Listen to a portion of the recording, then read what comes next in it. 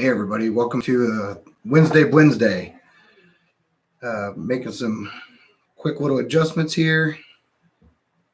Change up some stuff. Make it a little bit cozier in here. So welcome. I'm in a couple streams and I was talking to some people in Messenger, and one of them just happens to always send like the most amazing pictures of barbecue. And I always like it. I'm like, hey, that looks great and all that stuff. And the whole time I'm thinking, dude, I just want some barbecue now. And so I was like, man, what would I do to make a barbecue blend? And there's a bunch of different things I've thought of. And then I was like, hey, you know what? I'm pretty sure I know exactly what I could do. What's up, Mr. Shits? And Richie Z, thanks for jumping in. So tonight we're going to do a barbecue blend. We're going to reach out and get that sweetness, syrupy type of barbecue sauce with some smoke and have a little bit of pepper on the back end so we can mix it with our barbecue. And you're going to be like, Italian, how do I do that? Well, we blend, whether I'm blending smoke or whether I'm blending juice. And if you hear like all kinds of craziness upstairs, my wife has a crochet club and I can hear them. I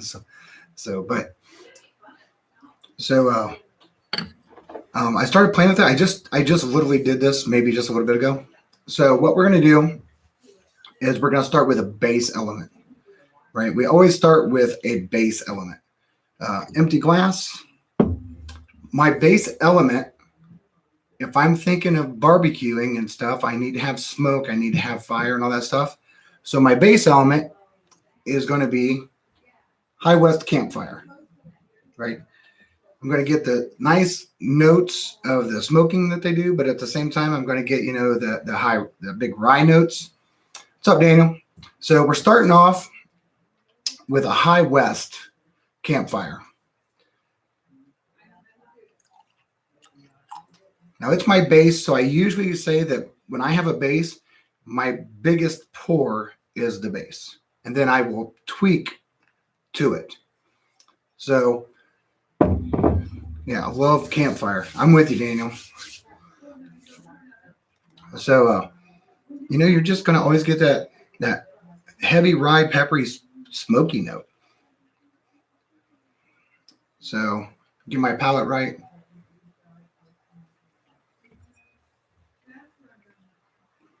Oh yeah. Right on. And that's the thing about it, right? You're trying to get, so I need to have a little bit of smoke because the stuff I'm going to add to it's going to take away from it. And so I was thinking, okay, I have something I can add smoke to, or I have something that's smoky that's going to put me kind of on like a fire, right? Everybody knows I do Fire Friday on Instagram. I sit around and smoke and drink and sit by the fire on the deck because it's a nice thing to do. But I started thinking, I need a sweet bourbon in here, and I need something thick, something that I think is thick. What are the two things that come to mind for me when I think of sweet? A particular bourbon instantly comes to mind. When I think of syrupy and that viscosity that you need for another, something else comes to mind right away. Now, most of the time, you guys are going to be like, he's going to say Booker's. Well, usually you're right. I do use Booker's a lot. But Mr. The Mash Bill. And so we're going to add to our High West campfire the second ingredient. The second ingredient is the thick, syrupy complexity to it. And it comes with a nice, deep, rich, in the back of my head, barbecue saucy kind of thing. So we're adding a Midwinter Night's Dram. You're like, why would you do that? That stuff's really good. I do like it normal. All these things I do like perfectly normal. However, I want other things too. I want more than just sipping and drinking just something the same all the time. I want to mix it up. So we're going to mix up and we're going to throw about 1 part of the Midwinter Night's Dram. That gives it that thicker, syrupy. Yeah, it's Act 4, Scene 2. Act 4, Scene 2. And look at that color. It just instantly changed. I know it's a little bit hard because I have, the campfire mood light on, but oh yeah, give it some thickness to it.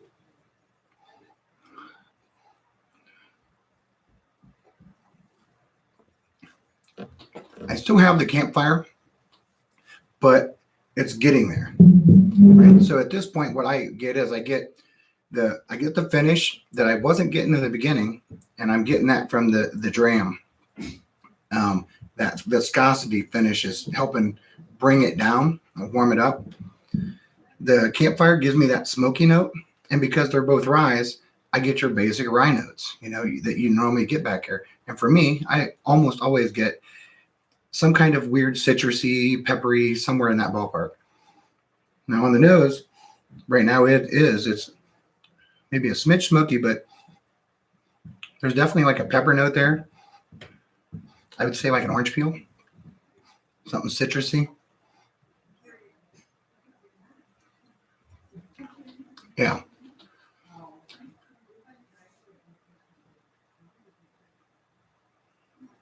That is awesome, Stan. Sweet. That is good news. So if you don't know, the mash bill was going through a tough time, and you know what? Good things have happened. The community stepped up. He's got his swags back on, so it's good to see you swagging, brother. And I hope everything goes good with those interviews. So now I need to add this sweetness to my barbecue. I got the viscosity, I got that fix, I got my smokiness. So now I'm going to add what I think is probably one of the nicest, sweetest dessert bourbons. They could literally put this on the dessert menu, and I almost always order it. Is Old Forester 1910. Old Fine Whiskey is just that. It is some old fine whiskey, and it is sweet, sweet, sweet. So we're going to put some of that in it and let it marry just a smidge. Gonna shake it up, and but I will say this: for those that are here, this is going to get interesting because this is like a two-part blend. So I wanted to figure out how could I make it taste like a certain thing, right? That matches a barbecue, and that like sweetened it up. I mean, literally, that smells like a sweet barbecue. The sweetness of a barbecue sauce. I'm not saying it smells like sweet barbecue, but I'll tell you what, it smells like a sweet smoky barbecue sauce.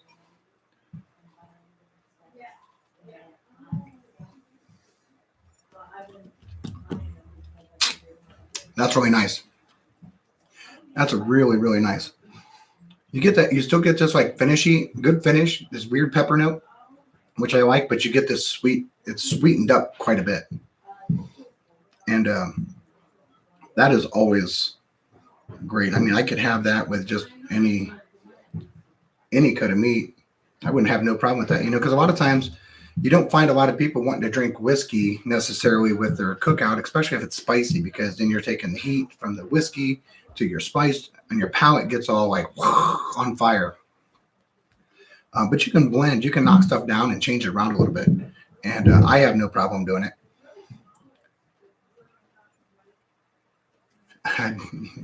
You need more smoke. Well, Daniel, we're not done. This is just, we're working towards something.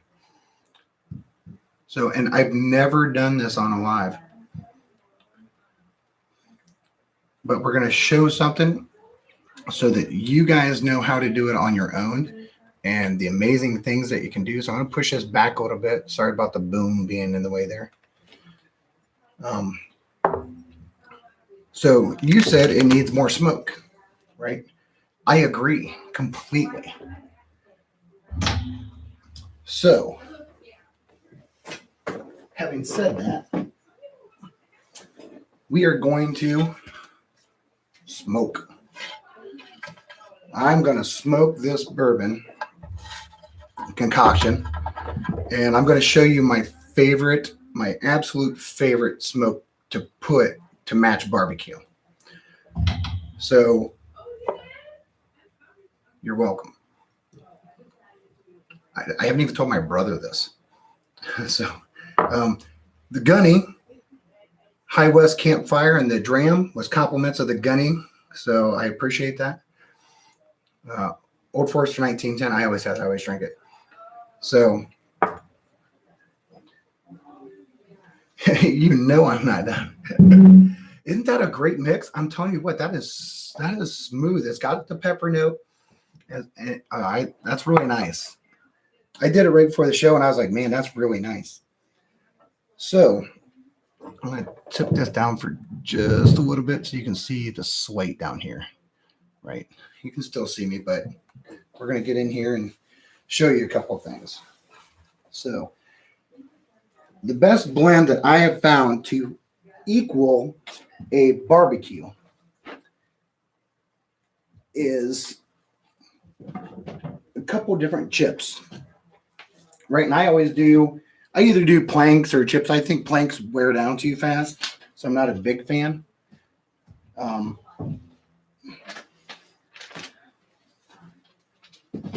So let me get this out. And it's,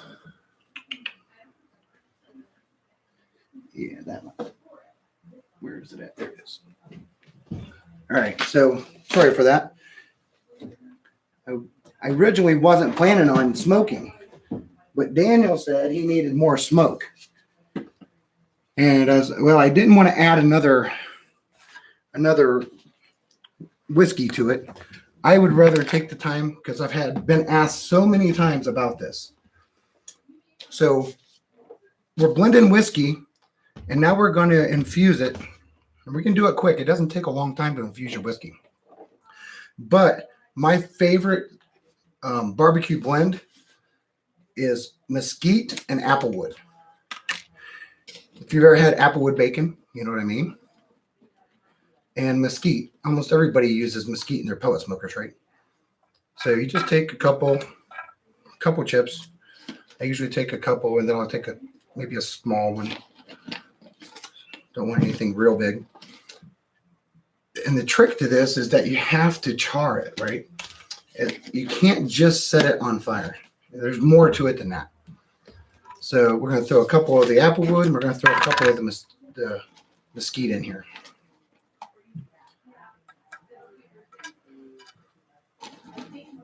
And what we're going to do is char them, smoke them, and then while it's stewing, we're going to keep drinking and figure out what we could do with something else, right? So a couple of different ways. So there's a couple different ways I've smoked. But there's about like a bunch, but probably the easiest ones that you can just do on your bar is you can get containers and use them as far as like capturing the smoke, or you can get something big enough to put your Glencairn, get it covered over by something else. And is Adrienne on here? If she is, I'm going to use the little bitty Glens, because it drives her bonkers.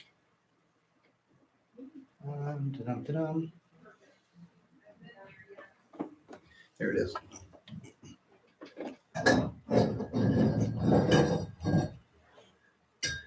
All right, so a lot of times I just use these, right? They're just vases. Get them at the Goodwill, but they're nice. You can turn them upside down, whatever. And this one, because I don't want it all to be blown on that one thing, I'm going to use a couple of the little baby Glens, at least one. So baby Glen, and what I'm going to do with it is fill my baby Glen with some of my stuff. Right, so that's my concoction that we've been working on.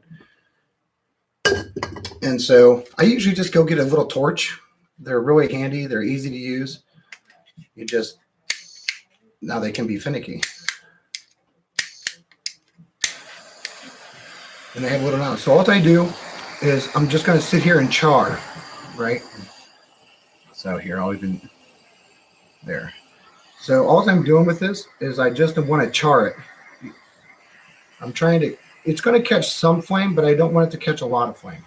I just want it to get really, really charred, because in order to get that big smoke flavor out of it, I have to get it charred. And I've learned that you just can't light it. It doesn't do the same. You're going to see some smoke off, but let me tell you, the smoke you'll see change when you go through and do it like this. And I know someone saw me do some of the smoke the other night, but what you can do with your stuff is quite amazing when you go through and do this little infusion thing, right? And it takes a little bit of time.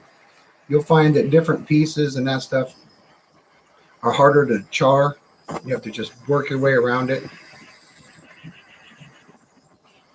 And but you know how you infuse it and how long you let it smoke is, you know, kind of like the barreling process that you would deal with anyway, right? When you're going through and you're smoking or you're aging something in a barrel, you know, you're going to get more of the barrel flavor and char based on how long you've had it in there. So kind of the same thing with this, you know, longer the smoke is in the glass, the more smoky and different it's going to be, right?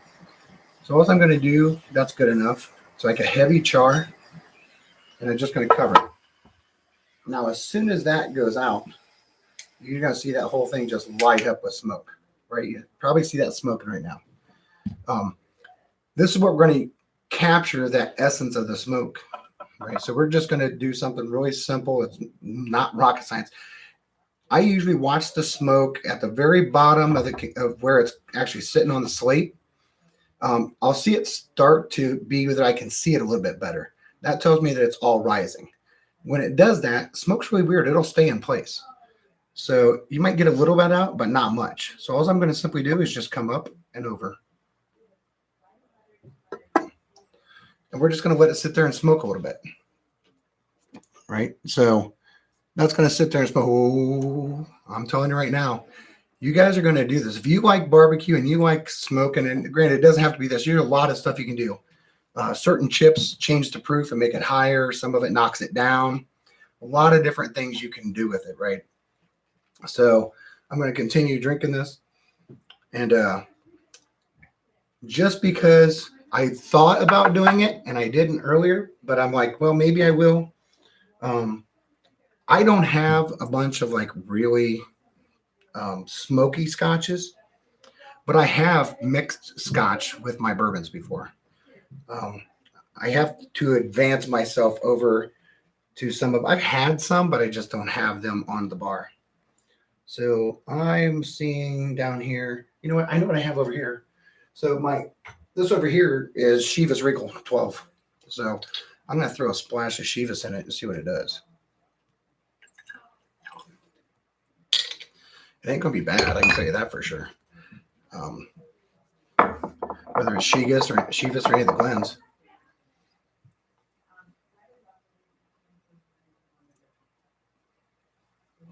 Right. Yeah, they have to be charred, man. You got to char them.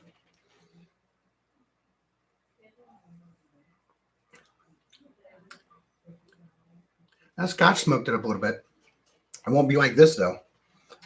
So I promise you, try this. Go to Lowe's.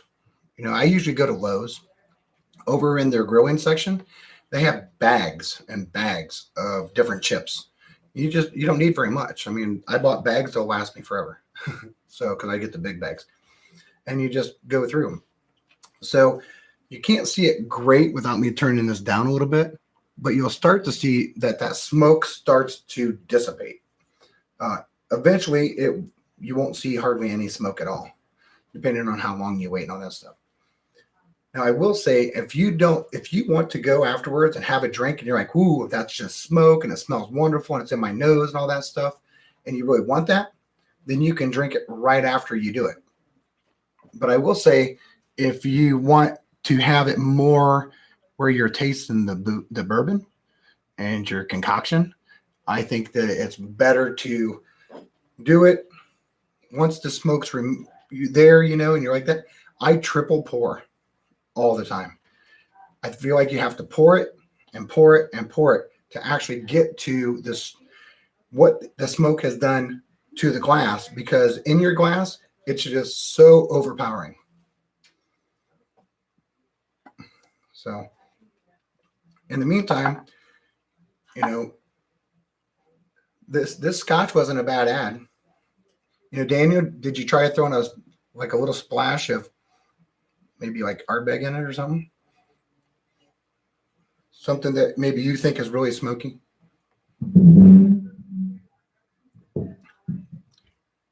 That's a really good drinker. I can say that for sure. Threw some Willet in it. Nice. Yeah, no, I'm always just trying to figure out, you know, if there's something that I like and when I taste, what whiskeys or bourbons do I have that I've had that brings that to mind to me? I can sit there and think, oh, okay, well, this is always thick to me. This always gives me a sweet note. This gives me a spicy note. This gives me whatever note it is. And you just think of how do you blend that with whatever you're doing.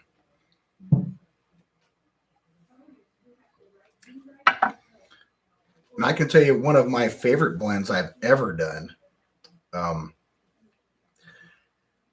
We were over here and we did a Weller Special Reserve and blended it with one of the new Bell Mead 108.3 and Woodinville Port. And it was really, really hard to tell the difference between that and the Wild Turkey 17-year bottled and bond. I mean, it was really, really close. So that was a really good blend. I think it was one of my favorite ones. I know it's wrote down. I know me and the Gunny have both had it again and again. The Dickel blend I did turned out really good. I think that was maybe the last episode or something. I know Richie Z likes the Dickel blend, and you know, it just changes some stuff, right? It gets really nice.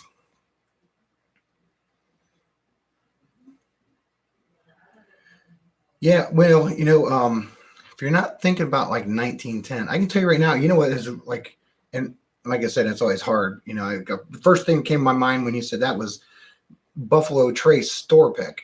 A store pick, for whatever reasons, ends up being like really sweet. I usually tell them that they should find that for like a light leaf wrapper on a cigar. But so sweet bourbons, you know, Four Roses small batch tends to be a little on the sweet side to me. Yeah, let me think about it. You know, when I know 1910 is it for me. When I sit there and think the sweetest dessert bourbon, I mean, you know, the Woodinville port is really, really enjoyable, but I think the port would be too dominant for this versus the Midwinter Night's Dram, which is rye port, right? It's in a port cask, but it doesn't hit the same. And it just doesn't. But yeah, Buffalo Trace store picks are sweet. They always are.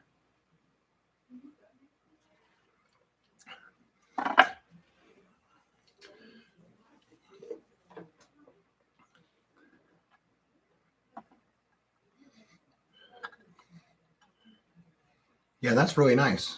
That's really nice. So this is cooking a little bit. I'm starting to see more of the glass. You can start seeing the glass now. That smoke's starting to dissipate. So for the fact that I'm not going to sit there and wait all night, we'll go ahead and take this up. But I already know what this is. This is my favorite smoke out there. It is really good. That is really nice. So you could have like this aesthetically like really pleasing drink where the smoke's rolling out of it and still got smoke in it. But the problem I've run into with this is that all you smell is the smoke. So I don't ever really prefer that. So what I'm going to do is take another glass and another glass. So I'm taking two more Glens. I'm going to take it from here, pour it in there. I can see the smoke leaving. Then I typically take it from there and pour it into another glass.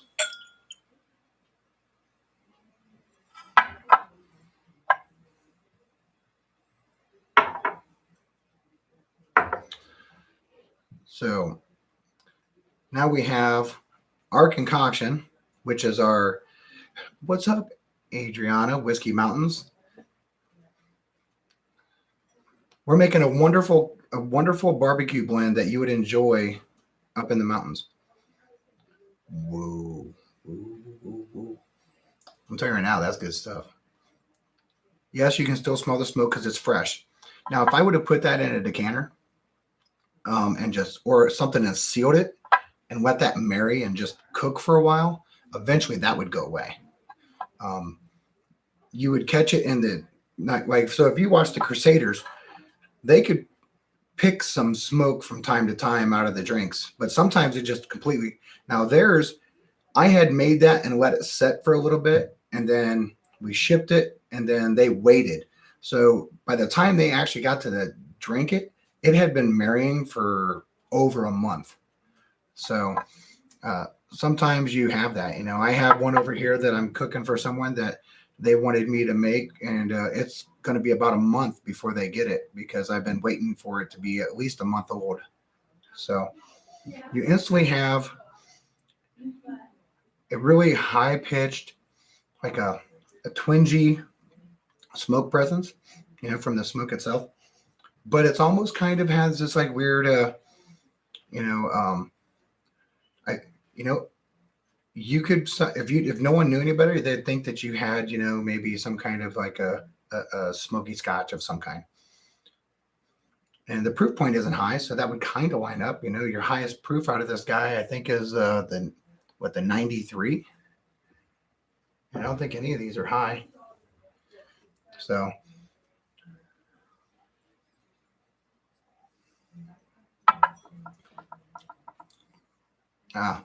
yeah, that right there, I'd put that with like pulled pork, maybe even like a really good, maybe Daniel's ribs that he likes to take pictures of and make me just think. It's like peated pancake syrup. You know what? That's a really good. You're not wrong, except for we use smoked it. You know, we weren't like we were using sod, but it does smell like a smoked pancake sauce or syrup. It tastes delicious. So if you just came on, right? So what we did is we took a campfire, High West campfire, as our base. We did 2 parts that. We added 1 part of Midwinter Night's Dram and another part of Old Forester 1910. And we got a really nice drink out of that.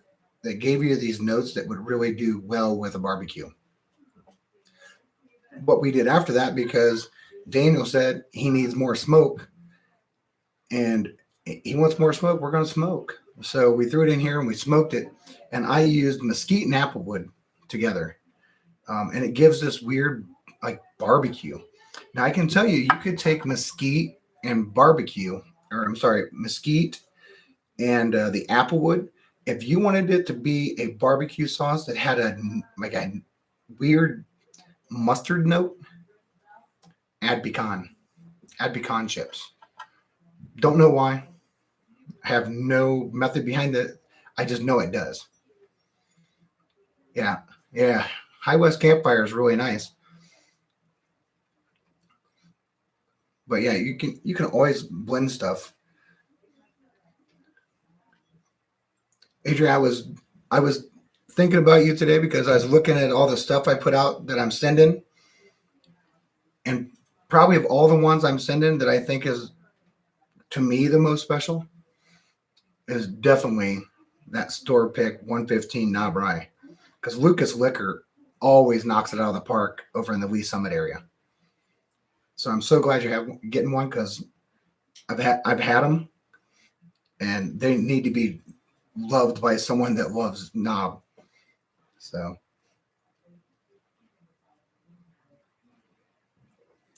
that went down really, really good. I'm talking about that big drink there. I think you'd have a hard time not thinking that was a scotch, a sweet scotch. Like, and even the nose, everything about it. And you got this really nice finish going on. that's really pleasant. I think that finish, the finish you're getting is from the dram, but yep, that's what it is, Adriana. And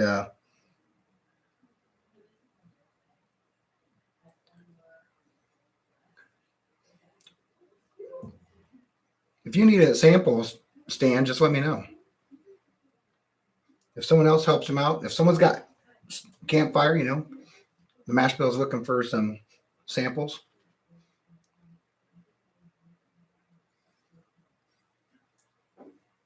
Mm. So Daniel, I know you're kind of playing along a little bit. What'd you think?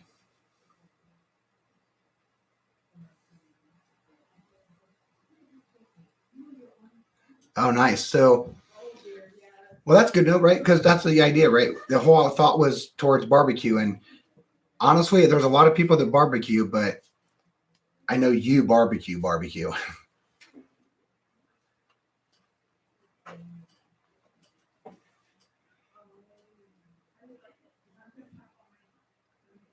Yeah, you know what? It's I I'm always stunned when I find out that no one's really ever blended, and I understand why. Don't get me wrong. I absolutely love my whiskey. I love my bourbon. I like it straight. I always am a neat guy. And when you go through and do this, you open up a whole different thing. And really, the whole reason I got into doing this was a combination of me and my brother messing around with pallets and just wanting to try something different. I mean, you'd get a port finish and you're like, well, that's pretty okay. And then you'd go through a couple of things. And I was like, I think I can make some stuff better. Um, I'm actually on Friday on Instagram. I'm going live on Instagram with the Sarcastic Whiskey Wench in the UK. And we're doing a Scotch to bourbon, bourbon to Scotch segment that will end up with a stuff I like to do. I can say that for sure. And so it's just more of like the introduction into both the worlds. I've had Scotch, but I'm not a not Scotch guy. I just haven't done enough of it to talk intelligently about it. Bourbon, the American whiskey stuff, I've been doing since 1998, probably way too much. So I was my wife. If you've been on the last 3 days, I've been on Monday, Tuesday, and Wednesday, and my wife asked me if I was on a bender, and I said, kinda. She's like, but you get up on time and you're functioning. And I was like, well, yeah, I stay up for an extra hour and just drink as much water as I can. So, but it doesn't take that long, right?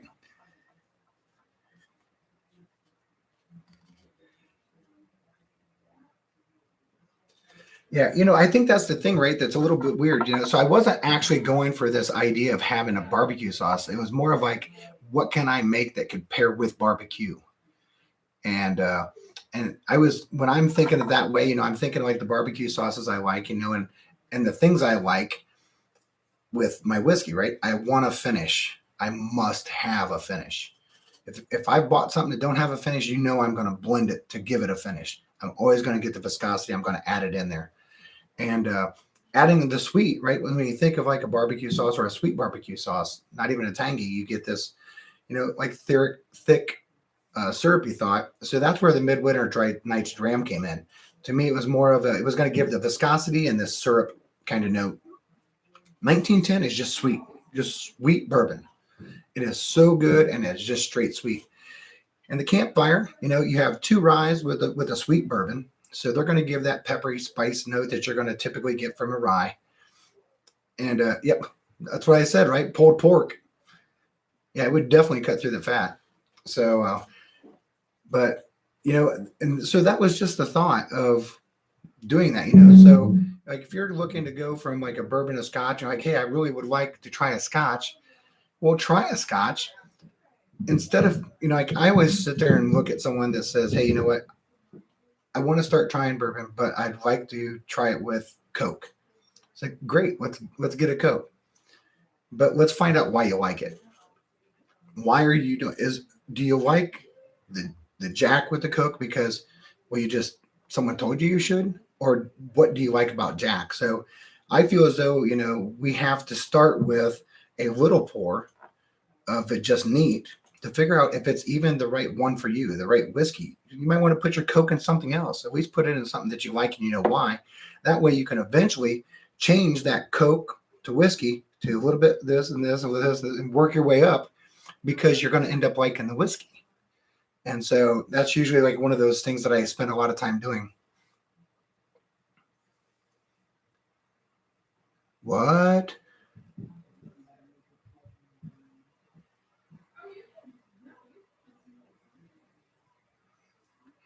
They're doing a Utah drop. Nice. I did not know that, Stan. So, and that's the thing, right? So, I'm a collector of bourbon and whiskeys that I like. I'm not a collector of bourbon and whiskeys. My brother is a collector of bourbon and whiskeys. I taste his off of his bar to find out if I like it enough to buy it, and then I go get it. If I don't like it, I don't have George T. Stagg here because I wouldn't pay that much for it, and I thought it was overrated. I didn't care for it. I didn't care for it for that price. How about that? I'm not saying it's bad. It's just not in my wheelhouse. Evan Williams 23. Yep, I'd buy that all day long. But you can only buy one a year. Ugh. So finish up the last little splash of this.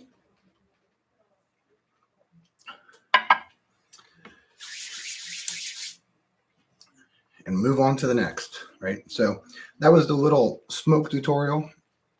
I'm going to put that away because I don't think I'm going to smoke again. I just wanted to show how I do that and what's going on when I do that. So step away for a second and get out. So instead of doing something that I think of, I want to have someone throw something at me and say, hey, I'd really like to figure out, this or that or whatever, what kind of questions you have towards it. What's something you'd like me to blend or blend to a palette or something like that. Oh yeah, the Belle Meade Maduro. I like that. But in the meantime, until we figure out what I'm gonna drink based on what you guys tell me, I am going to. Did anybody catch it the other night? I thought for sure someone would catch it. I blended on the show. I blended on one of the feeds, and I think there was one person that caught it. I don't remember if I got I think I got a DM from Instagram, and they caught it that I was drinking Elijah Craig barrel proof, right? So I kept going back here, and unfortunately, my C917, I've almost went through that whole bottle in the last 3 days on shows. So that was why my wife thought I was on a bender. So during one of the shows, I was sitting here and I just poured my C9 and I was like this. And then someone caught that I put my Lot B. I was like, hey, that'll go really good with this. And don't be wrong, listen, that Elijah Craig barrel proof, this particular one, C917, I think is delicious. It's absolutely like candy. That's what gets me in trouble is I'm sitting there drinking it thinking, wow, this is really good. No big deal. And I'm sitting here just plowing through 131 proof. And then when the show's all over, I get up and I realize, hey, I haven't gotten up. So, but yeah, don't be afraid to blend anything. Don't get me wrong. I mean, if you have something that's special and you really like it and you can't get it that often, then hey, I get that. But Lot B is really good, but it really isn't like my wheelhouse. So I want more. I've had better 12 years than that one. I'll be honest with you. I would pick Knob Creek 12 over that, without a doubt. I went through a case of that stuff in what, a couple months.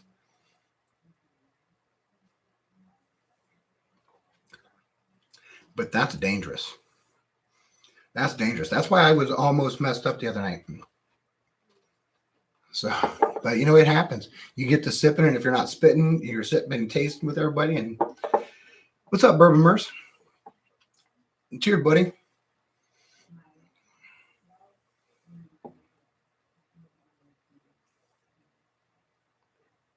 No. I did not blend Knob Creek 12. I drink that stuff straight. No. Knob Creek 12 is really good. No, what I'm blending right now is Elijah Craig Barrel Proof C917 and my Van Winkle 12-year-old Lot B. And it's really good. I'm just saying, it's really good.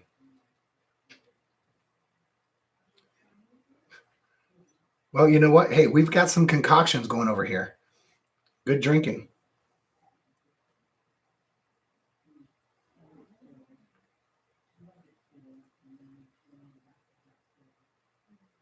So T Squared, you're saying they love to trash talk it on here. It's $200 for a 12-year, but there's depth and nuance to it. Are you talking about $200? You got to be talking about the Lot B, right? Don't get me wrong. Listen, I have never, ever once ever said on any stream I've ever had that I hate something. I just won't chase something and pay top dollar if I don't think it's top dollar. If it doesn't hit my palate, right? And that's what it should be. It should be you always going and finding your palate and understanding that just because it's not my favorite doesn't mean that it's not good. If it was terrible, I wouldn't be putting it in my Elijah Craig. But yeah, it's smooth and it's mellow. And and I found that I'm not a person that enjoys like just straight, easy, smooth drinking. I want these mouthfeels. I like that fire. I like that burn. I like the finish. I like a big Kentucky hug. And I get those from higher proofs with a lot of viscosity. And those tend to be where I line up with.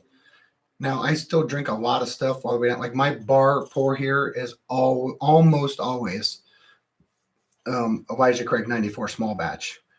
It's delicious. It's a great price. You can get it all day long at any store, and it's great for on your bar.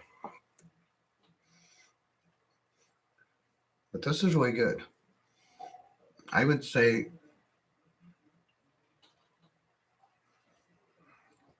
and that's really good. That's really good. So,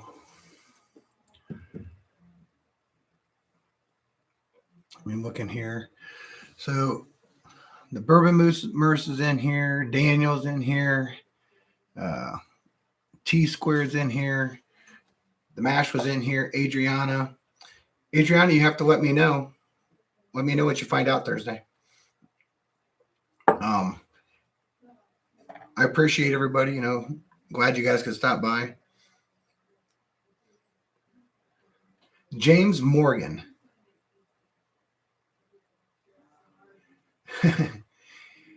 Good to see you, man. So we've done a couple blends so far, right? So the first one was a barbecue blend. Now, and I think Daniel hit it right on the head. It's a blend that was focused on the idea of having something that would blend with your barbecue.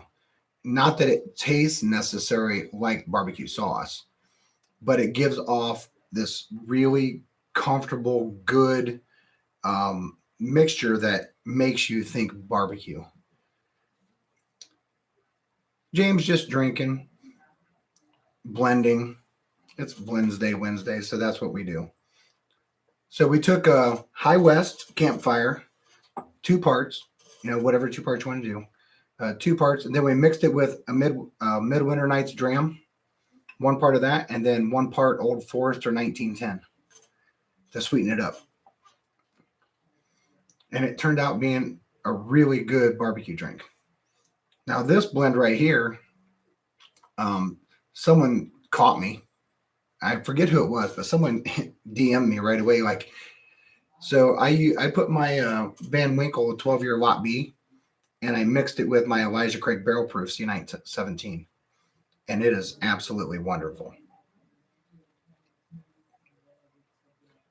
Now I like both of them by themselves. I like the Elijah Craig way more because of the proof point and everything that it comes with it for me. The Lot B, don't get me wrong, it's a smooth drinker. My problem with smooth drinkers is I just drink through them. I can be sitting there talking, having a cigar, and the next thing I know, I've just blasted through it, and I didn't get like a big mouthfeel. So, when you're talking like the Blantons and the Wellers and all that stuff, don't get me wrong, Antique 107 I love, but I know why I love it. It's not because it's a weeder, it's because it's a weeder with a punch. And that is something that I enjoy. You get a bigger mouthfeel with it, a bigger flavor. It's really tasty. Yeah.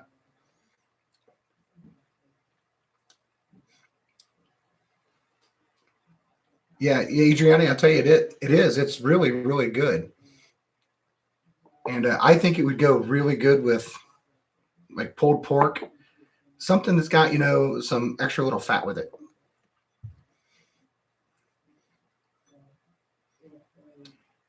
But yeah, this right here.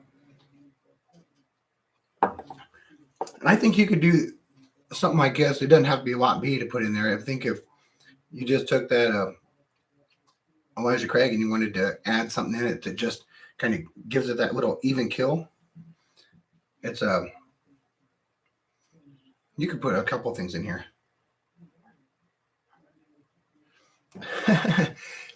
you just noticed you're a wrench. You've been a wrench.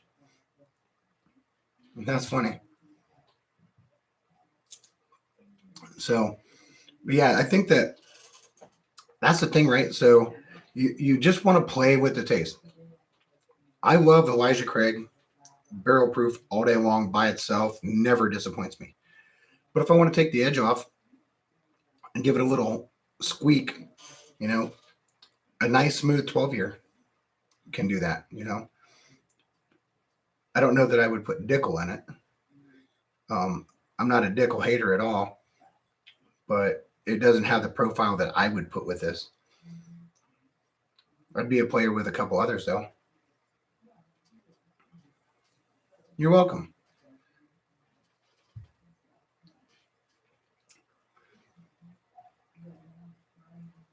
Frey Ranch in the UK. Huh. Yeah. And that's the thing, right? So Adriana said, she said that it lingers on the tongue. That's why you're trying to add that thick viscosity, right? And there's a couple things that do that. Midwinter Nights Dram does it. The Woodinville Port does it. A lot of the Beam products do, but it seems like it's more if you take a Beam product that has a little bit more proof to it. But they give you the finish. So you don't have to really care for it because you're not trying to drink it. You're trying to take a component that it gives and move it over to what you're trying to make. So don't be overly, what's up, Mike? Don't be overly complex about the idea that, well, I don't really like this. That's okay. You don't really have to like it. But if it has one of the profiles you need to do this,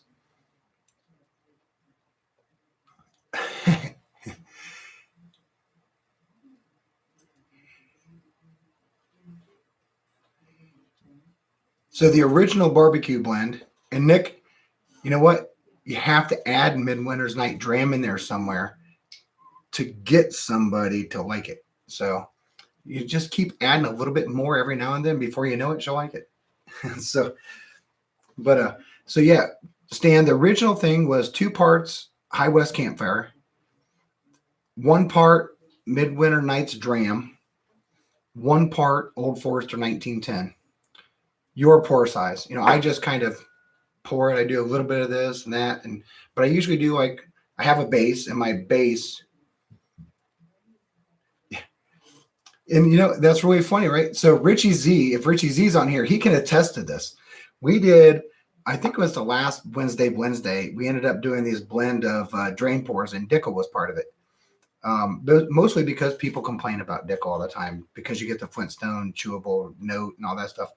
And I get that. I can tell where they get that, but there's not very many places you get a 12-year-old whiskey that's like $17. So I'll buy that all day long and do it. But we did it last week, and Richie like plowed through it, and then he poured it again.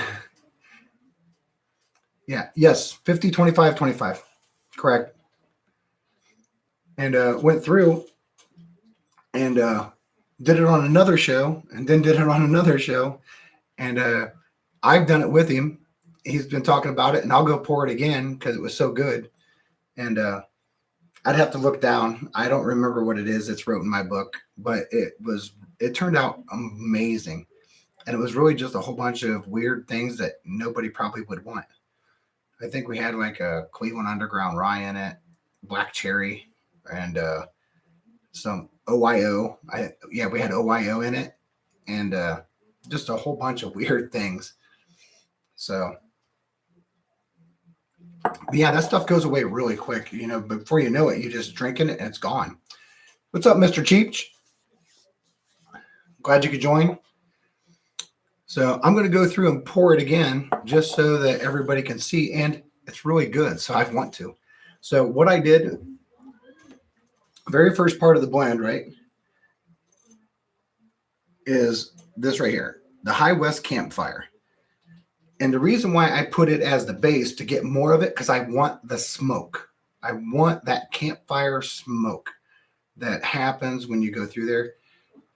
Whiskey Encore's here. What's up, Whiskey Encore? Oh, that's right, Cheech. Duh. I swear, sometimes. I told my wife next week I have to have a dry week because I don't know that I had a dry week in a long time. So, but I'm going to do the two parts of this, and I'm going to be a little bit generous with this because what we need to do is have that base, and that base is what's going to give us this. So it's just like, for me, it's just like that, just a little bit. Now, I know that's not like a little bit, but it's a little bit to me. So I want that base because it has the elements that I'm looking for, right? With it being the high rye, with it being the campfire, which usually tends to be like the borderline Scotch feeling type of drink. I wanted that. I want the viscosity and the syrup that comes from this guy, right? So a Midwinter Night's Dram. And this one is Act 4, Scene 2.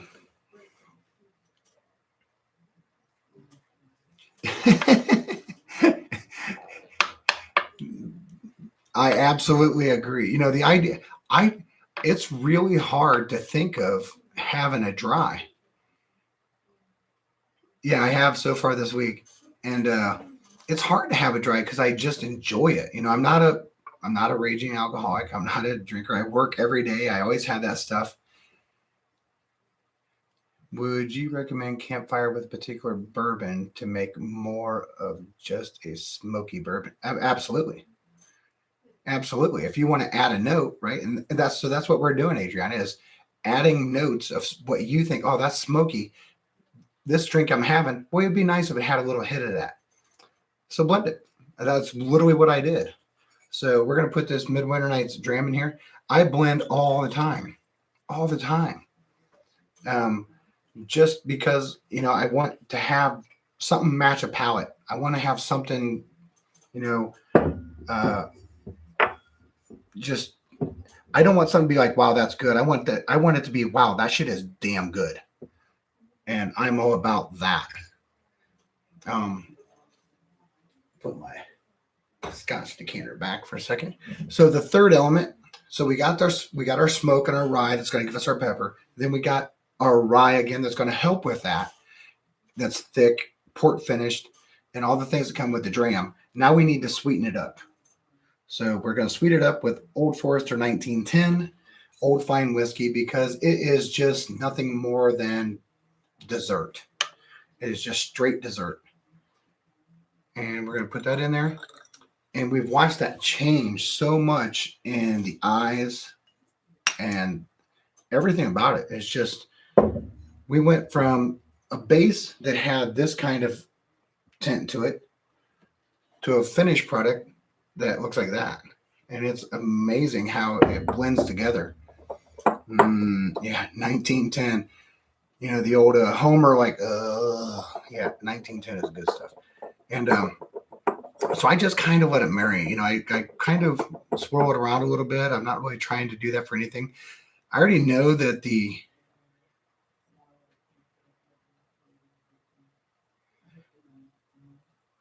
oh, absolutely. Yeah. Mr. Shits, you definitely could. Toasted barrels are right there, right? Toasted barrels are always going to be that sweetie. And you know what? It's going to give you a weird, I think, somewhere in this weird world of my head that's like a train wreck, I think. Toasted barrel equivalent to me is a really anal person that loves a toasted marshmallow but don't dare char it. It better be just over top of the fire, and they will wait a solid 10 minutes to get the perfect one for their s'mores. That's toasted barrel to me.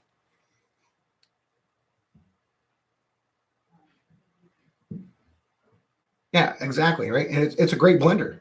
It's a great blender.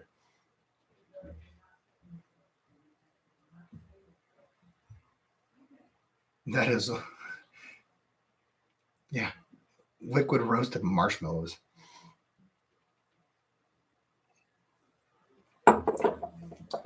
But you think like, I just revisited it. If you made this blend with me earlier and didn't make it again. Because the second pour, you know where I stand with this. You always should have a second pour. And I'm telling you right now, that tastes totally different than it did earlier. Completely different. Way better. And I blended it exactly the same. Daniel, that tastes like it should be absolutely just sitting there paired with just a really, really, really nice fatty pulled pork. Maybe even, it just depends on what you're doing. I would say that if you're doing like I wouldn't say mesquite necessarily, but if you're doing like a good, maybe an apple wood or even a peach wood smoke with maybe some maple or something, I don't know. It's really good. But the nice thing about 1910 is it's a fantastic dessert wine and a great blender. It's a fantastic blender. There's people that'll go out and make mixed drinks all the time, and if they think something's better as their blender, they'll buy it.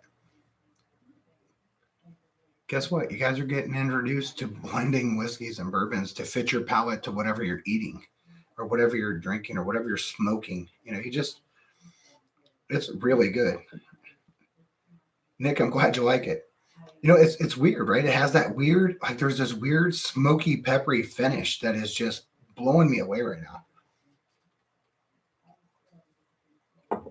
I mean, it's really, so let me give it its due diligence, right? Besides just being geeked out over it. It's on the nose. So right now for me,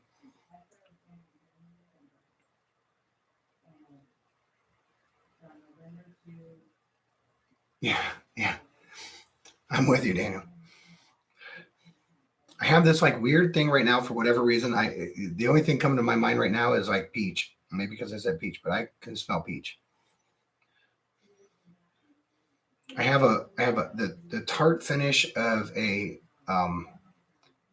if you've ever smoked or cooked, like I'm always at the fire pit, so I have cherry wood out there like crazy. I always do like cherry and maple. It really smells like I have this weird twingy fire pit note that you get from like cherry, but it's not as tart as cherry. Somewhere along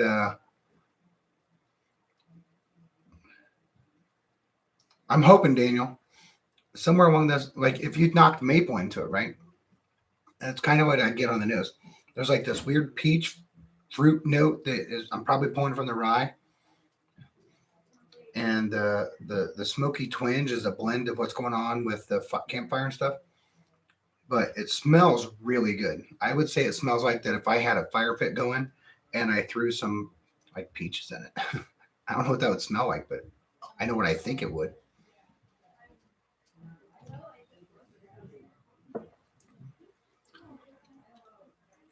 That has great mouthfeels. Tingly. It's really sweet on entry.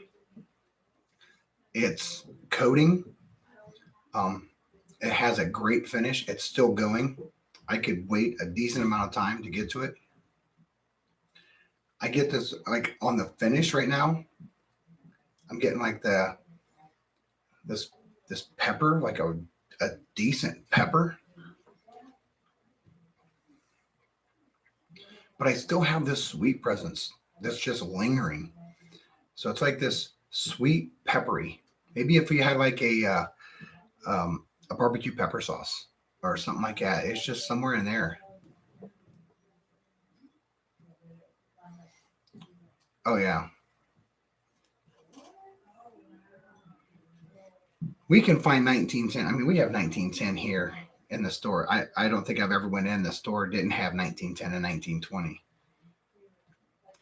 And yeah, I just depleted my entire Weller stash um, doing swapping and sharing and that stuff because you know I really had no idea that people was having such a hard time finding some of it. So um, between tomorrow and early next week, I have two. Oh, by the way, is Whiskey Zuki on here? I don't think the Zook's on here. So Whiskey Zuki, congratulations. I did a Weller Special Reserve giveaway for my 500 on Instagram, and Whiskey Zuki won it. So it was. They know that I was going to say it on here first. I'll announce it tomorrow on the Instagram page because I said I wouldn't tell Instagram until tomorrow. But Whiskey Zuki won the Weller Special Reserve.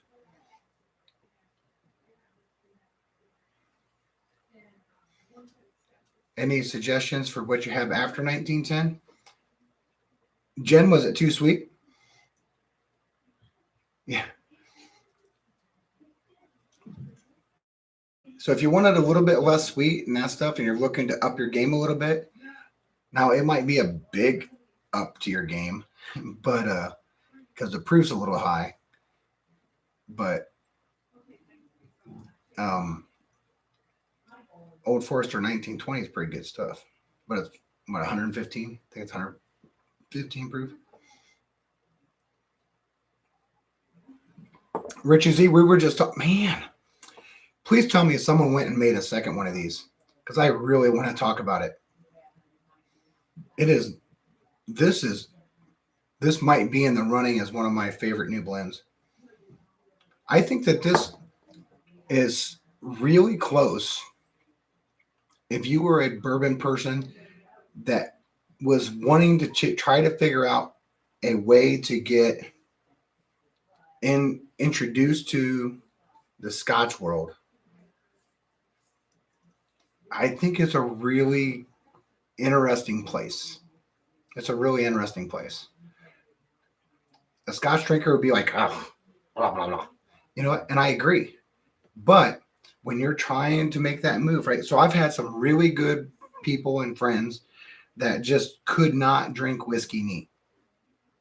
And so we explored and we took time. And one of my very best friends now drinks whiskey neat when he would do like a 75% Diet Coke and 10% ice, and then like 15%, of whiskey. and now he drinks it neat. But we explored. We just took the time to explore it. Yeah, it's really good. But I will say this: there's something about the second pour that's always better. It always is better.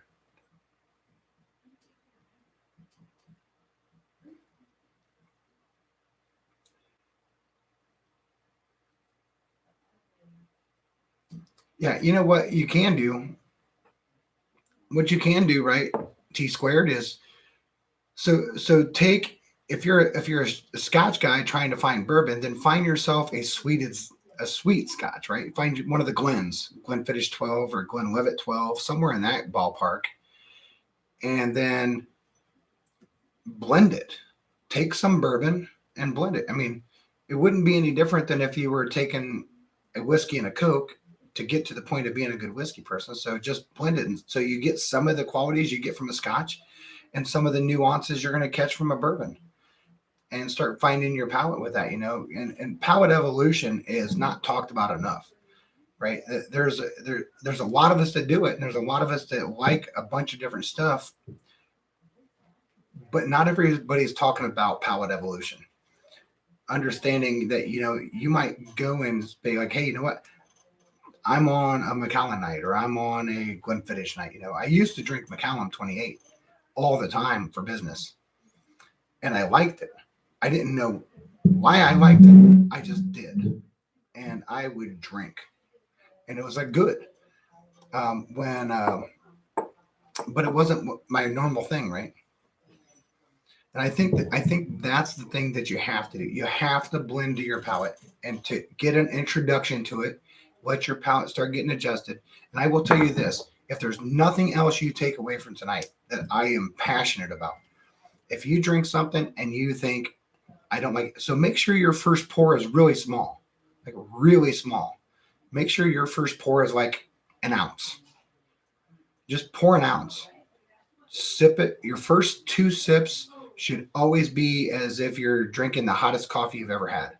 You're just finding out if it's going to melt a hole through your tongue to wake your palate up. Your third one, chew it. The chew is just nothing more than putting a decent little pour in your mouth and chewing it. You're not really, I don't swish. If you want to swish, swish. I don't. I just chew and let it just massage around. It's going to fire up your tongue. It's going to fire up your gums. It's going to fire up the sides of your palate. And then let your palate rest. Just let it rest for a second. And take another small sip. And then another small sip. And you'll find that now you're pulling nothing but flavors and profiles and tastes. The burn's going away. Everything else is going away from it. And since you only did 1 ounce, you'd be almost done. So now go pour yourself another ounce. Do a second pour. But the glass that you had your first pour in, set it aside. Because you want to figure out what that will be like if it's decanted. And Adriana, Knob Creek decanted, Knob Creek rye, just regular 100 Knob Creek rye decanted, tastes exactly like Jif peanut butter, which is amazing. And if someone comes on here and says Peter Pan peanut butter, I'm like, you know what? I guess there's someone got to like it, but not me. And but you go to the second pour, and man, it's boom. I feel as though every time you have somebody that's making stuff, there's master distillers, there's people putting their heart and soul in this and doing this. I am never going to ever let my first pour be the defining factor. If they've taken this much time to bring me a product, I need to give them a due diligence and give myself an extra 10 or 20 minutes at least to figure out, do I like it or not? Do a second pour. I promise you, it'll be one of the things, if you're not doing it, Jif or nothing. That's damn right. And, you'll DM me. If you've never done a second pour on something, I'm telling you right now, it is a game changer, a complete game changer.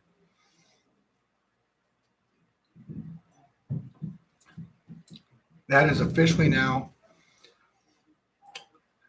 although Richie might disagree with me, Richie's still on the Dickel blend. I know he is. And then the Lot B Elijah Craig blend is really, really good. But this is an introductory. This is an introduction to Scotch. It's like the very low level. It's like Scotch 90 because you didn't quite get a high enough grade to get a college credit. So you have to take that one that doesn't count so they can suck more money out of you. And then to get to 101, like, then you're going to get into the Glens or Monkey Shoulder or something. So, no. I can tell you for me that this last Bourbon Merce, I'm glad you're off work. This last year for me was like really weird and really different, but so good. One, if it wouldn't have been for COVID, I would have never got on the tubes. I was an 85% world traveler, and that's all I did. And I loved it. Loved it. I'm a people person. I think the world is a beautiful place full of really nice people.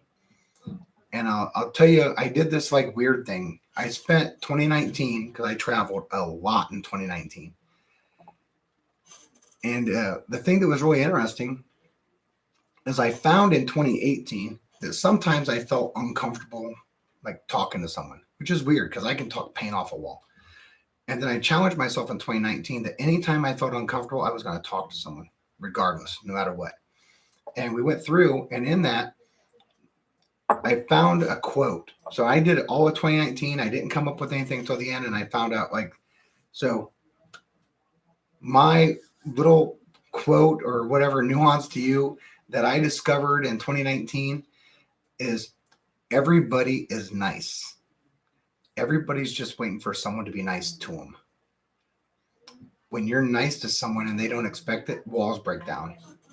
And I like to think of when you're nice to someone, if you've ever watched the classic Christmas cartoons and the Winter Warlock gets his little choo-choo train and that ice melts.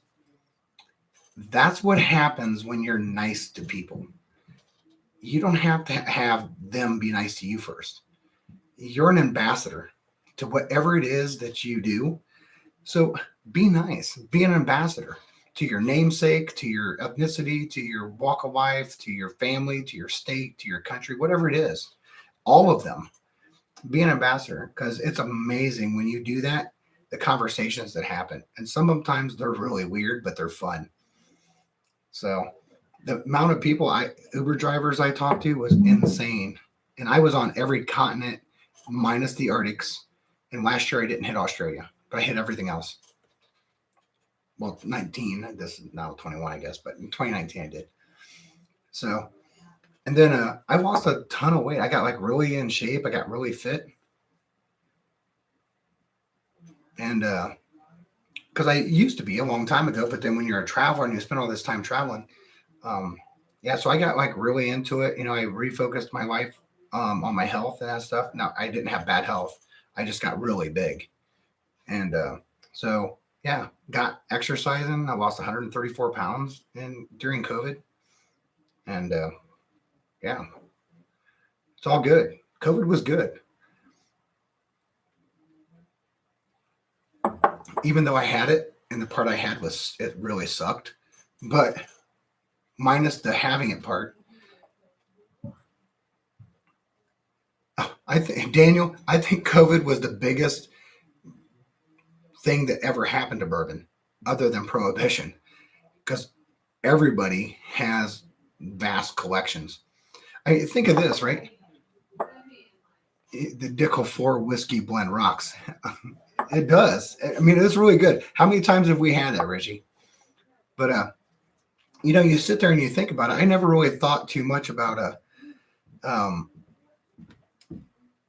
that I was stocked up until I really started paying attention. I was like talking to a couple people, and there's like, well, hey, is there anything you're looking for? And I was like, yeah, I'm looking for this and this. And they're like, well, we're looking for antique. And I was like, well, I can find antique. And he's like, you think you can find it? And I was like, wait a second. I went downstairs and I was like, how many do you need? And I was like, Why do I have so much of that? Well, because every time I went out, I probably just bought whatever they had if they let me. And there's places, there's like little hidden gems that I never ever tell anybody about that has like weird stuff. So I was driving down the road. I had to take a buddy to the airport the other day, and I was on the interstate and just driving. And I said, "Hey Siri, where's the closest liquor store?" Siri repeated it. And the nearest one I see is yeah, Goat Barrel on Franklin stupid. Avenue. Do you want that one? No, chill out, Siri. This is my show, not yours. And we went through, and I ended up in this little town that I know this town. I've drove through it 100 times. I had no idea they had a liquor store. This town can't have maybe 500 people in it, but they have a liquor store. And it's I go in there, and the guy that owns it is from, I would say he's probably from the India, Pakistan, Southern Asia type of area. And really, really nice guy. I was sitting there, and he's like, "Can I help you?" And I was like, "Well, it says you're a liquor store. You got bourbon?" He's like, "Yeah, I got bourbon." And I was like, "No way, you got bourbon here." So I went over and looked, and he had bourbon and scotch and all that kind of stuff. And I'm sitting there and looking at what he has, and I'm like, "That's crazy. You have all this." And it's like a little weird place that everybody that goes in there buys Bush Light. I'm telling you right now, they buy Bush Light because there ain't nobody in there buying that unless someone happens to stumble it on it. So I went in there. They had Maker's 46 cash strength. They had Blanton's. They had E.H. Taylor small batch, and they had what else did he have? He had a freaking whole shelf of old Granddad 114. But there was something else, and I'm like, what?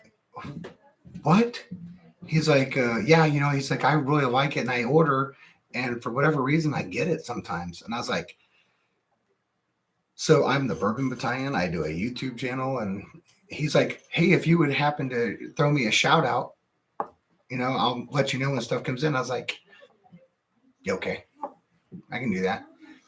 And he's like, well, when it comes in, just tell me how many you want. I said, I only ever want one of anything. I'm not the guy that's going to take something off. Now, unless there's somebody that I know that would appreciate it, that wants it, and they're looking for it and they can't find it, I'll buy it. Because if I don't, then some guy's going to find it and he's going to go buy them all and he's going to resell them for way too much money. But realistically, here we can walk in and find Weller pretty easily. Special Reserve and 107, and they are MSRP. And our MSRP seems to be lower than someone else's, I guess. I don't know how. Oh, the horsies. I have all the horsies already, so someone's like, why do you have so many empty bottles over there? I said, well, because I drank them. Well, why is there one not? I said, because it's the one I have left. Well, I actually have 3, but yeah, you just walk. I just went through and looked today because someone asked for 107, and here it's $49.99. So that's a pretty good price. I know you have. Richie's saying he's poured that blend 3 times. I'm pretty sure he's talking about the Dickel blend. The reason why I haven't poured it again since we did those 2 nights is I ran out of some of the ingredients. I would just have to go buy more. But so upcoming things for me is I plan on doing some reviews. I'm going to do I have an upcoming blind fight I'm going to do between some cast strengths. I want to line up and see if I'm just waiting for a couple to come in that I don't have that are supposed to be here, in the next week or 2. In the meantime, I'll do some recon reports. I have some new bottles I haven't opened. I want to go through. I will do the Elijah Craig A121. I will do the Woodinville cast strength store pick. And there's a couple others I want to do. I have one that's been sitting here that I had at my brother's and I really liked it, so I bought it. and I haven't opened it, and it's not new, but I'm okay with doing a review of anything if I haven't reviewed it. So it'll be the old Ezra 7 barrel strength will be another one I'll do. Blends kind of just come to me. I don't know. I just kind of think about them throughout the week, and I don't really do a lot more. Without a doubt. And so I just try to think, and this blend was really just tweaked because of Daniel and Mr. Grilling freaking barbecue guy that throws out some stuff that you look at and you're like, that looks amazing, and he's really good at it. So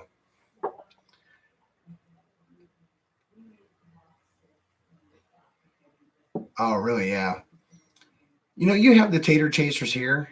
I mean, don't get me wrong, they're here and all that stuff, but the tater chasers here are on the H. Taylor, the Eagle Rare, and the Buffalo. Well, they're not even like Buffalo Trace and Weller Antique and Special Reserve. You're not even seeing that like be a big thing anymore. We can usually kind of find them. You might have to make a trip, but I can find them. I mean, I don't have to drive like more than an hour to find them. Yeah, I'm telling you right now, Daniel could throw out a straight freaking sipping whiskey while he's barbecuing. I know that.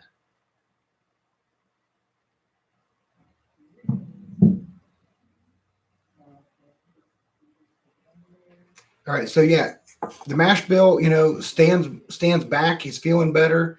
Things are going good. He's got his swag. So he's going to be on the late show after the Mash and Drum. The Mash and Drum goes on at 9. I usually go off right before 9 just so that people can get over there. They got a great show tonight. Jason C. has Dusty Dan from Dusty Dan's Whiskey Reviews, who is a great human and a fellow brother Marine. So hoorah to him. And they have not My Bourbon Journey, but My Bourbon Experience, I think it is. And they're on tonight too.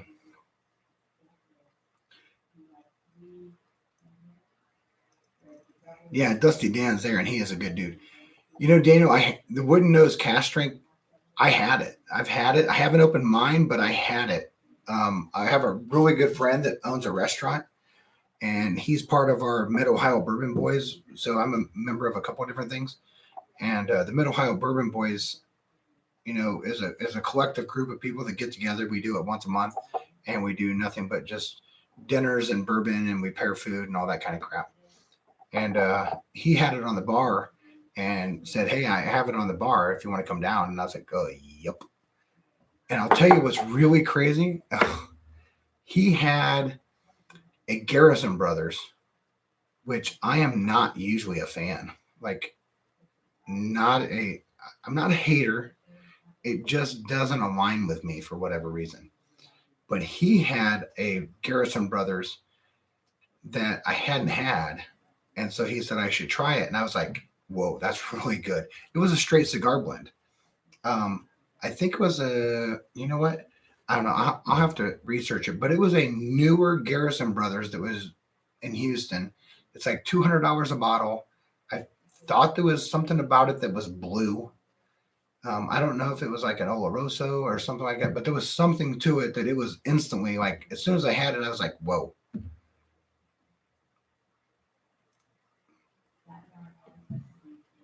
Daniel, what are you saying is unique and very good?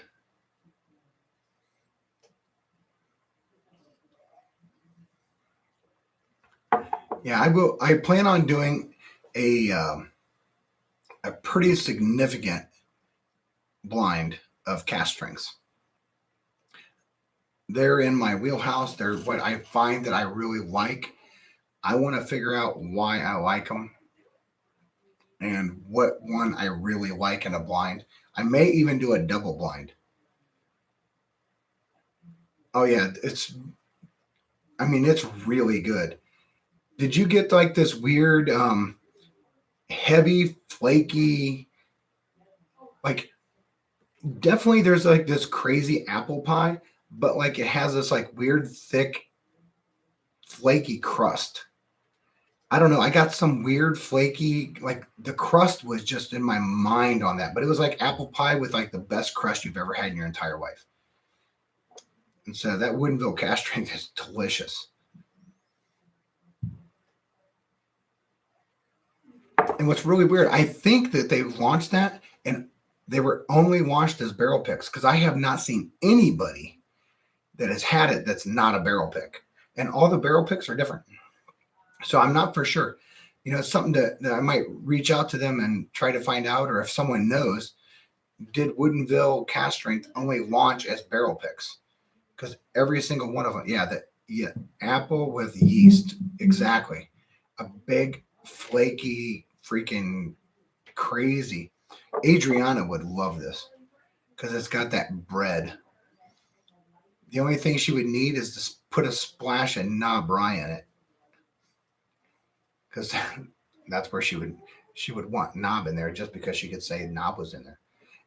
And Nick could throw some Midwinter Night Dram in there, and there you go. Hey, that might be a blend. I don't know. That cast strength is really good on its own. The nose on this is incredible. Like literally that finishing nose is unbelievable. So I hope you had a good time, enjoyed going through and trying to understand. I'm not a master blender. I have no thoughts other than I know what I like. I know when I'm tasting something. Yeah, no doubt about it, Daniel. That Woodinville, that's why I want to do it in a blind. I don't want to be subjective. I know that when Fred did it, Fred did. So if you don't know, Fred Minnick did a cast strength blind. And out of all the heavy hitters, Turkey Rare Breed, which he always picks, he had Larceny in there, the Larceny Barrel Proof. He had the Elijah Craig A121 Barrel Proof. He had a bunch of barrel proofs in there, but he had the Woodinville cast strength. Woodinville cast strength won it all. So if you see it, get it, because eventually enough people are going to watch it, and they're all going to be out there like tater chasing it. But we're getting close to the mash and drum, and Jason's one of the best supportive people in the tube universe, and I never want to step on that. Not that I'm going to take a lot from it, but they have a great show tonight, a great lineup tonight, and I'm going to jump on there and watch and continue to drink this for sure, because it's too good not to. So trust what you think on your palate. Spend some time looking at, I like Scotch, but I'm wanting to get into bourbon, or I'm bourbon wanting to get into Scotch. And what is the reason why you like something, and what's the reason you don't like it? And figure out what you can do to give you a middle of the road. Because it's a journey, right? And Scott has a really good quote. My bourbon journey is the journey, and that journey is palate evolution. And you need to go through there and figure that out. So having said that, 8:59, I'm going to jump off here. Thank you, everybody that was here. I'll see you next Wednesday for Wednesday Blendsday. And tune in Friday to Instagram. I will be doing Fire Friday. And I have possibly some pretty fun guests. So, you'll get the ingredients, James. If you have a question, just DM me. Just DM me on Instagram. Bourbon Battalion Instagram.